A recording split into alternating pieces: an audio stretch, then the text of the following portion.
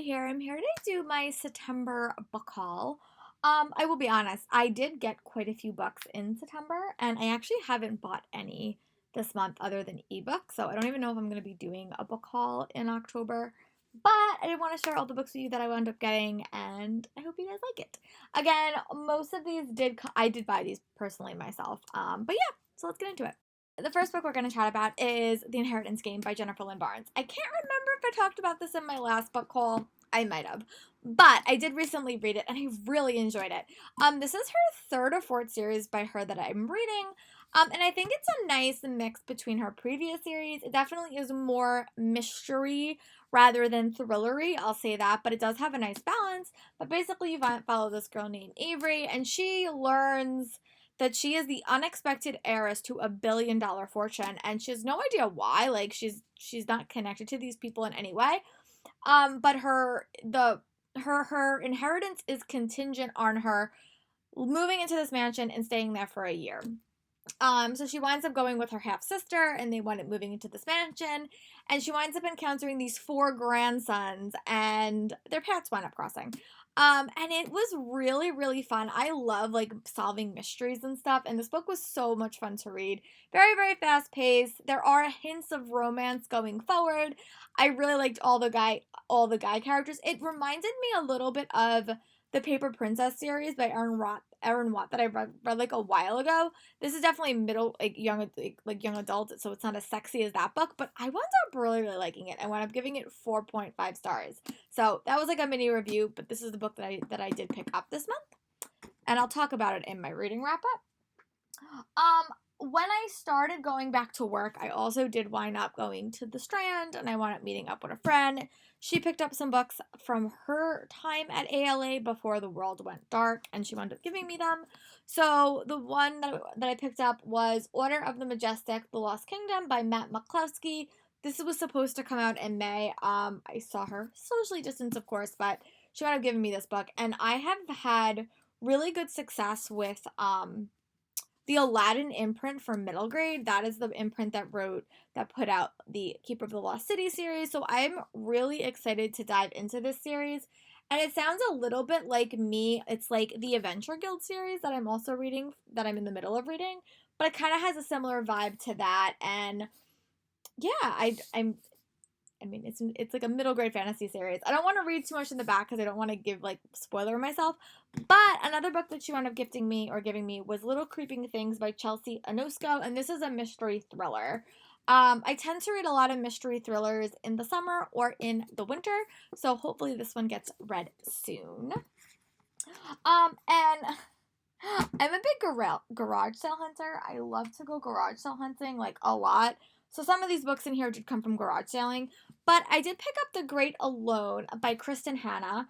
I have been slowly diving into historical fiction reads. I've been reading a lot of Regency romances recently, but she is an author that's like high on my list to read. And I heard amazing things about this one. This one takes place in 1974 in Alaska, and it normally has a lot of family drama, but also sister dynamics. So hopefully I get around to reading this one. But her book I definitely do want to read is The Nightingale, and I saw quite a few of hers at the garage sale I was walking by, so I decided to go pick this up. So this is the first one I picked up from that. I also picked up a new release, The Other Side of the Sky, by Amy Kaufman and Megan Spooner. I wound up getting this from Good Choice Reading, and they wound up signing it, so that was really, really fun. But yeah, I don't know much about it. I know that there's two kingdoms, two main characters. I don't think that they can touch. I think that might be the trick, but I really do love their writing a lot, and I hope that I finally get around to reading this book soon.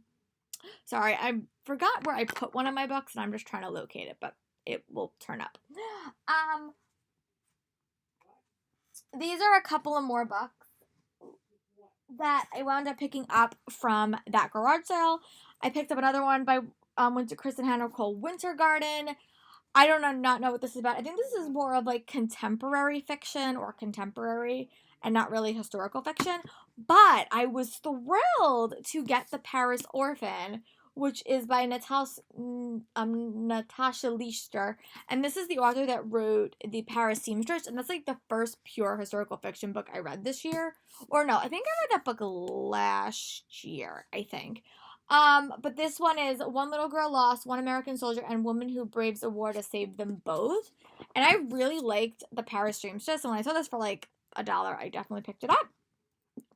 And another one by Kristen Hanna is True Colors, which is another like contemporary fiction novel. So hopefully I enjoyed this one as well. I found the book I was looking for.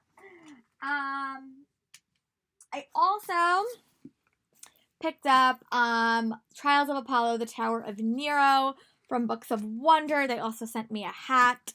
And this is the final book in that series, and I'm really excited to dive in reading it. I think in November, I might actually do like a readathon of all of his books that I still haven't read and his imprint titles, because there are quite a few.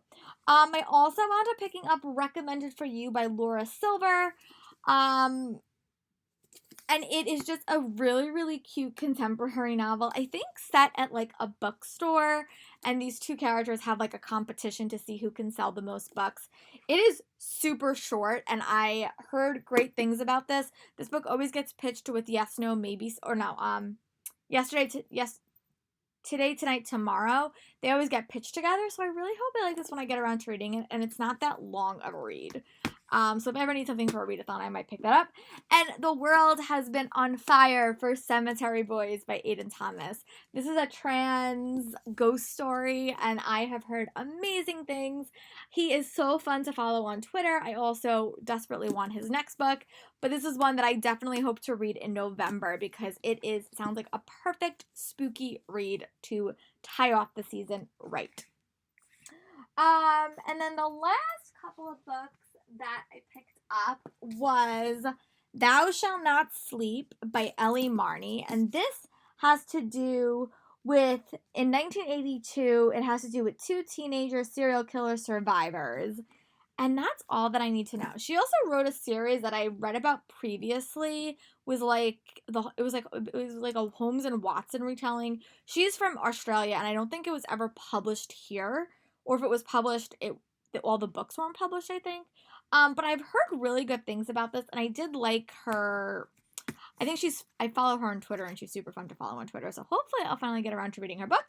And the last book I picked up this month was Blood and Honey by Shelby Matthorn. I loved Serpent and Dove, and when I saw this at my local bookstore, I just had to pick it up. So yeah, that is my slightly smaller book haul. Now I can go finally give these books a new home. But yeah, I will talk to you maybe for an October book haul. We will see. But let me know in the comments what are some books that you picked up recently, and I'll talk to you guys later. Bye.